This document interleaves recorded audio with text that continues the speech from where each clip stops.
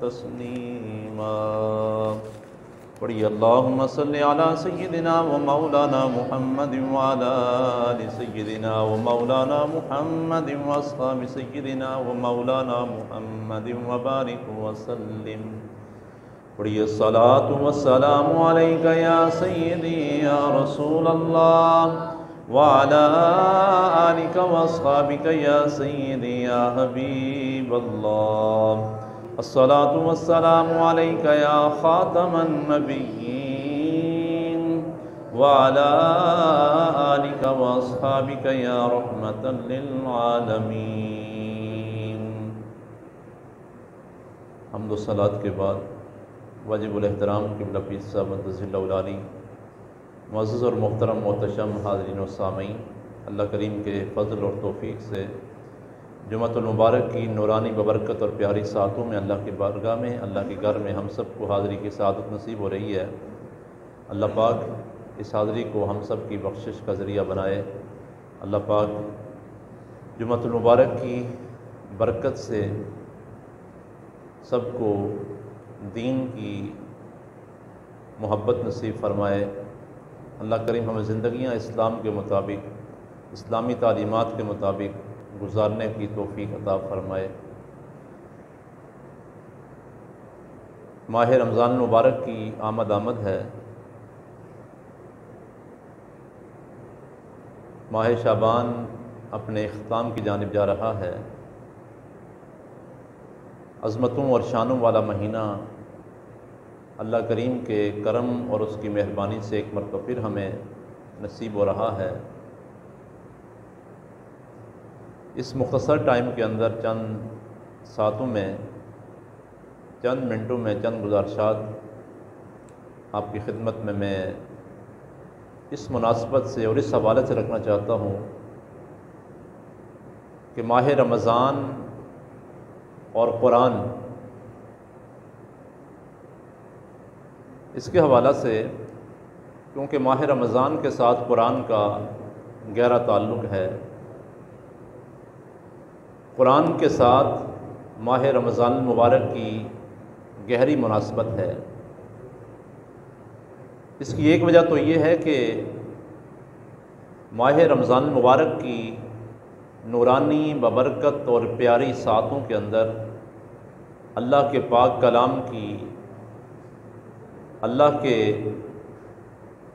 کلام کو اتارا گیا، جس کے بارے میں رب ذوالجلال نے فرمایا انا انزلناہ فی لیلۃ القدر، بے شک ہم نے اس قرآن کو لیلۃ القدر میں نازل فرمایا۔ قرآن کے نزول کا وقت، تاریخ 27ویں شب جو جمہور علماء کے نزدیک ہے، تو لیلۃ القدر ماہ رمضان مبارک کی ایک رات ہے، تو قرآن کا نزول شب قدر میں ہوا اور شب قدر ماہ رمضان میں ہے۔ اس حوالہ سے بھی قرآن کی ماہ رمضان کے ساتھ ایک تعلق اور مناسبت ہے، اور قرآن کی رمضان کے ساتھ نسبت کا، تعلق کا ایک پہلو یہ بھی ہے کہ ماہ رمضان کی خصوصی عبادات میں سے ایک عبادت تلاوت قرآن بھی ہے۔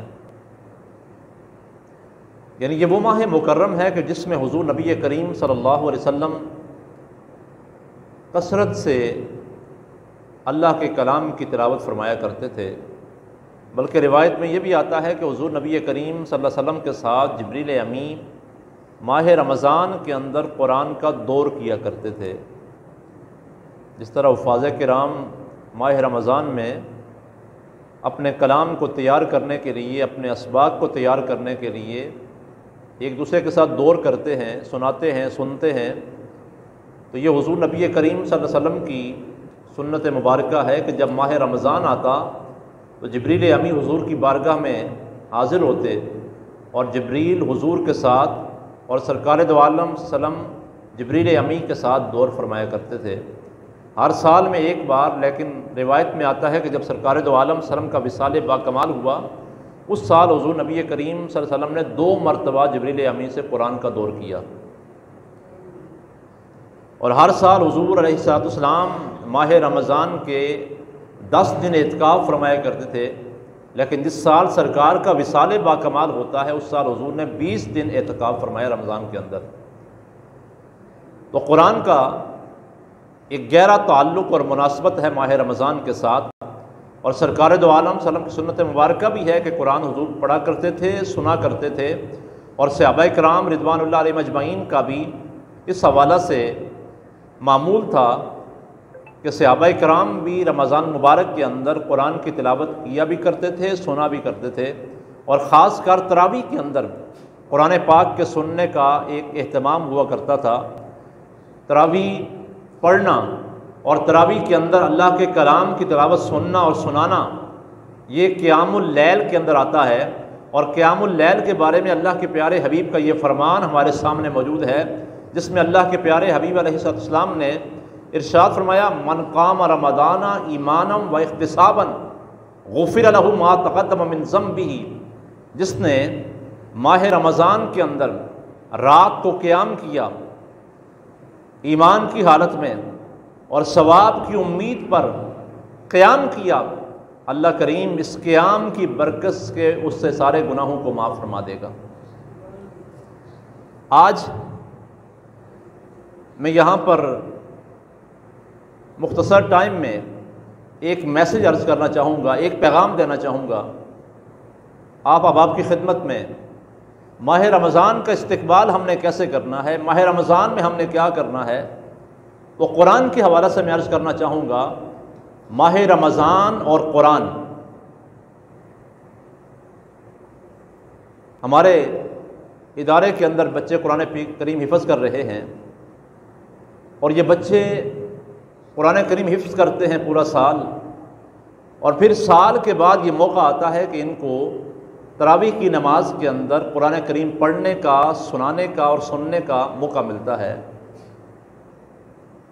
حضور علیہ السلام کے مبارک زمانے سے لے کر آج تک صحابہ کرام کا مبارک زمانہ ہو، اس کے بعد تابعین کا ہو، تبع تابعین کا ہو، ائمہ کرام، اسلاف، اولیاء، صوفیاء، علماء بڑے شوق کے ساتھ اور بڑے ذوق کے ساتھ قرآن کریم کی تلاوت سنتے بھی تھے، سناتے بھی تھے۔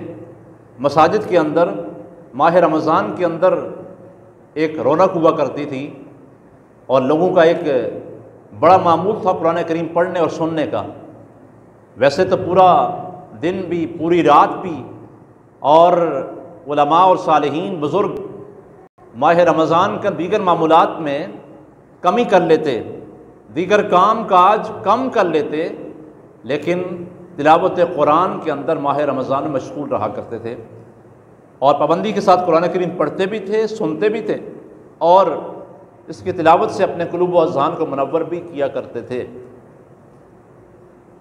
وقت گزرنے کے ساتھ ساتھ جہاں ہم نے دیگر اہم امور کو چھوڑ دیا، دین سے دور ہو گئے، قرآن کی محبت کو اپنے سینوں سے نکال دیا، قرآن کا پیار ہمارے سینوں میں نہ رہا۔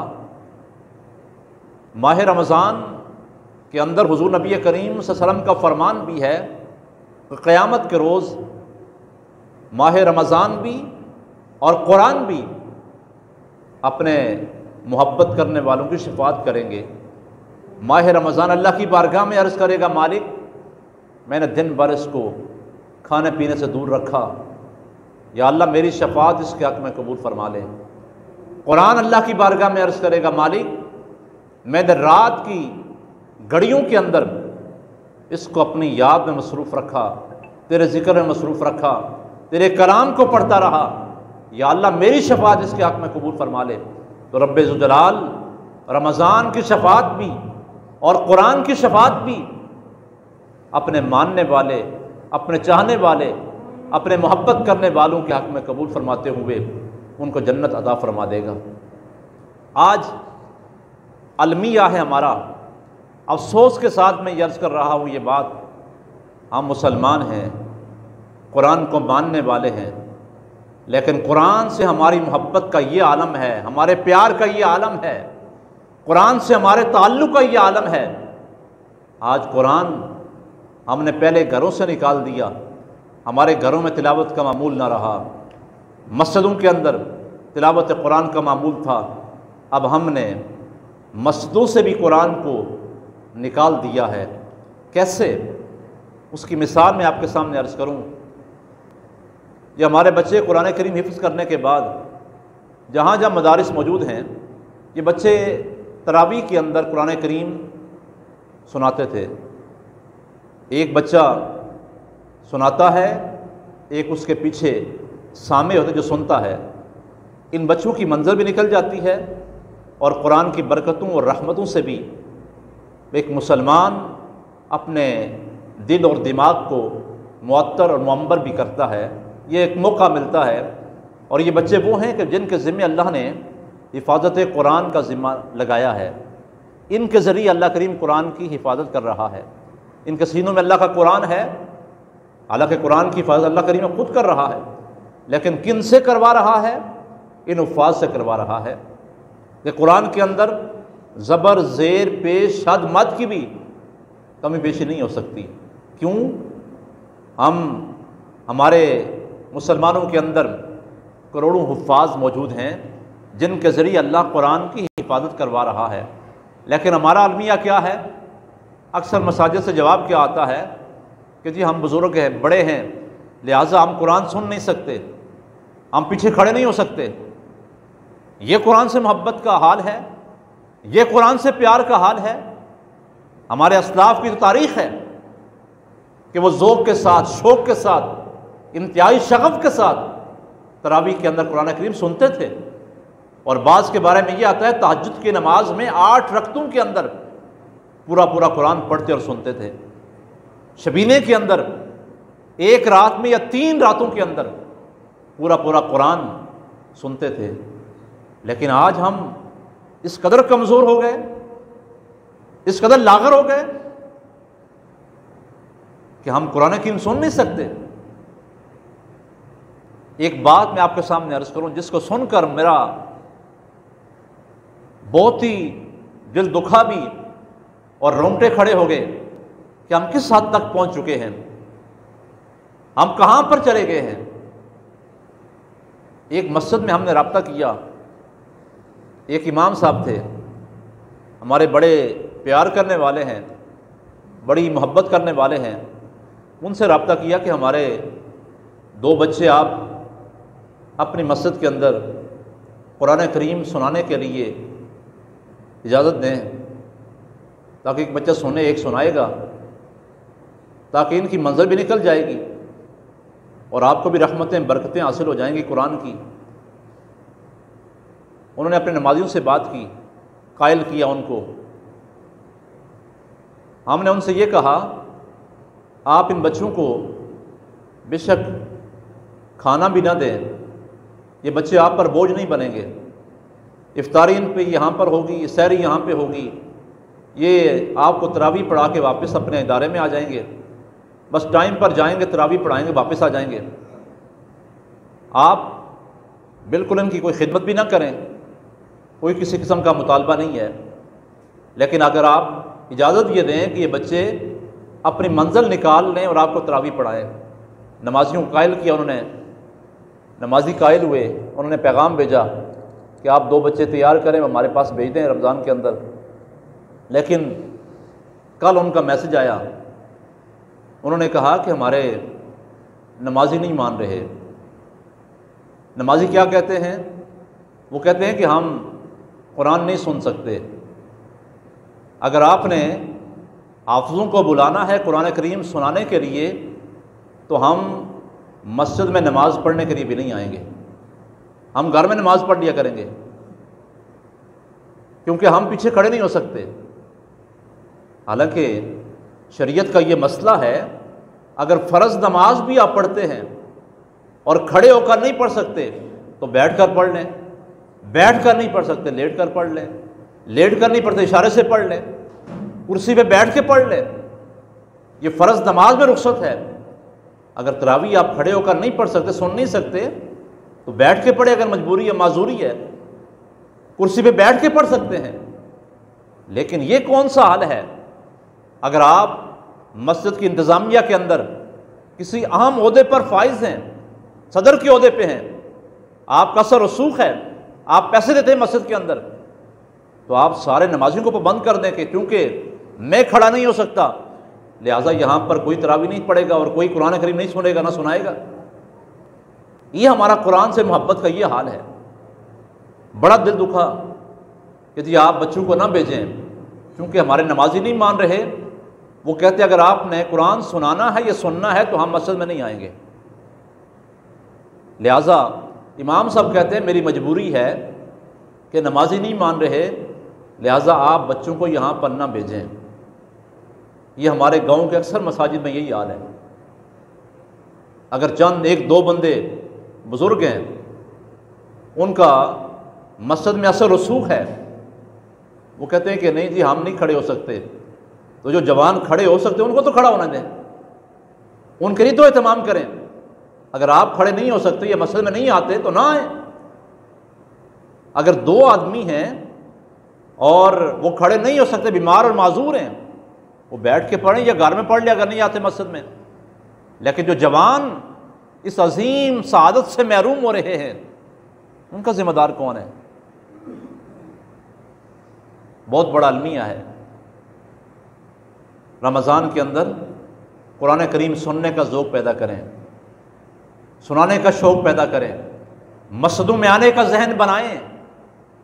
یہ برکتوں والی گھڑیاں، رحمتوں والے وقت اور اوقات اور ٹائم، لمحات اللہ نے دیے ہیں، ان کی قدر کیجیے، ان سے فائدہ اٹھائیے، قرآن سے اپنے تعلق کو مضبوط کیجیے۔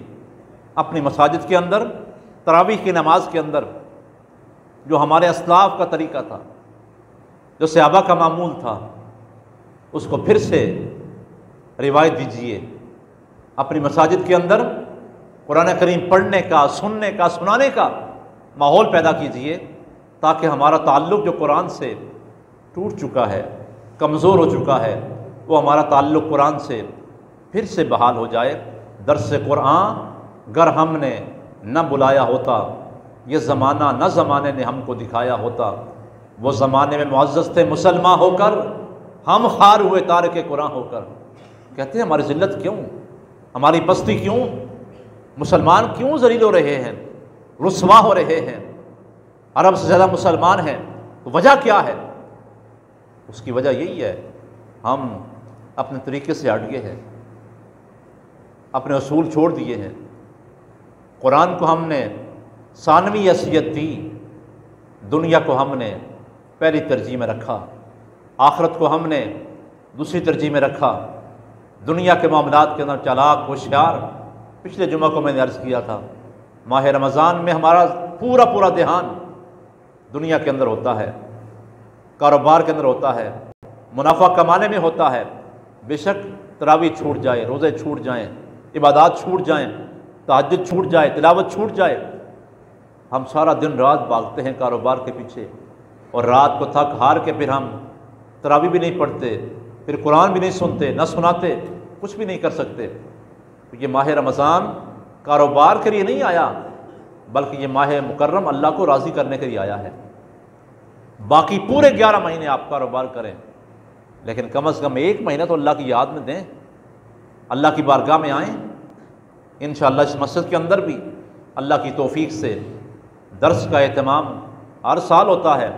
خوش نصیب لوگ جن کو دین کا درد ہے، دین کی فکر ہے، آخرت کی فکر ہے، وہ فیضیاب ہوتے ہیں، آتے ہیں، بیٹھتے ہیں، سنتے ہیں۔ ہم تو مائل بکرم ہیں، کوئی سائل ہی نہیں، راہ دکھلائیں کسے کوئی راہ رب منظر ہی نہیں۔ ہم تو حاضر ہیں یہاں پہ، سب کچھ اہتمام موجود ہے، قرآن پڑھنے کا اہتمام ہے، حدیث پڑھنے کا اہتمام ہے، قرآن سیکھنے کا اہتمام ہے، نماز سیکھنے کا اہتمام ہے، مسائل جاننے کا اہتمام ہے، سب کچھ آپ کے پاس موجود ہے۔ لیکن نہیں فیضیاب ہوں گے، نہیں آئیں گے تو اس میں ہم سے باز پرس نہیں ہوگی۔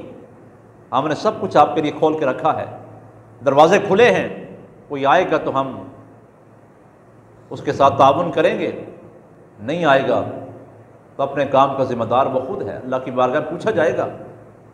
اس لیے آپ کی خدمت میں گزارش ہے کہ ماہ رمضان کے اندر درس فقہ بھی ہوگا فجر کی نماز کے بعد، اور سیکنڈ ٹائم ظہر کی نماز کے بعد بھی درس کا ارادہ ہے۔ اس کے علاوہ بھی آپ یہاں بیٹھیں، ٹائم گزاریں، مسائل سیکھیں۔ اللہ تعالی ہم سب کو عمل کی توفیق عطا فرمائے۔ انشاءاللہ آئندہ جمعہ کو ہم ماہ رمضان اور زکوٰۃ کے حوالہ سے تفصیل سے بیان کریں گے، زکوٰۃ کے مسائل کے بارے میں، صدقہ کے مسائل کے بارے میں۔ اللہ ہم سب کو عمل کی توفیق نصیب فرمائے۔ وآخر دعوانا ان الحمد للہ رب